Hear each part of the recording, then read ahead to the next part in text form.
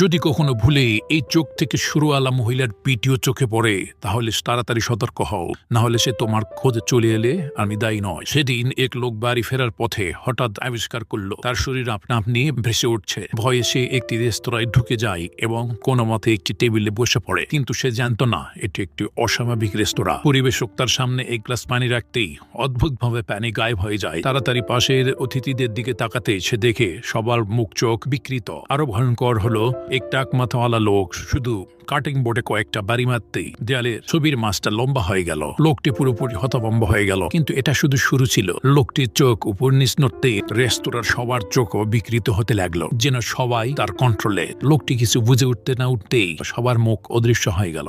এতে তার প্রসাবে প্যান পর্যন্ত ভিজে গেল। ঠিক তখনই মহিলার চোখ থেকে সুর বেরিয়ে তার দিকে এগোতে লাগলো। ভয়ে লোকটির চোখ দিয়ে পানি ঝরতে লাগলো, কিন্তু মহিলা তাকে ছাড়বে না। হঠাৎ সে তার ছোট লাল ঠোঁট ফাঁক করতেই লোকটি অজ্ঞান হয়ে গেল। যখন জেগে উঠলো, তার শরীর নিজের নিয়ন্ত্রণে নেই, চোখও উপর নিচে নামছে। ভাগ্যক্রমে তার দৃষ্টি ভালো থাকায় শেষ পর্যন্ত সে এই ভুতুরে রেস্তোরাঁ থেকে পালাতে সক্ষম হলো। এখন বলো, তুমি কি আমার রেস্তোরাঁয় যেতে সাহস করবে?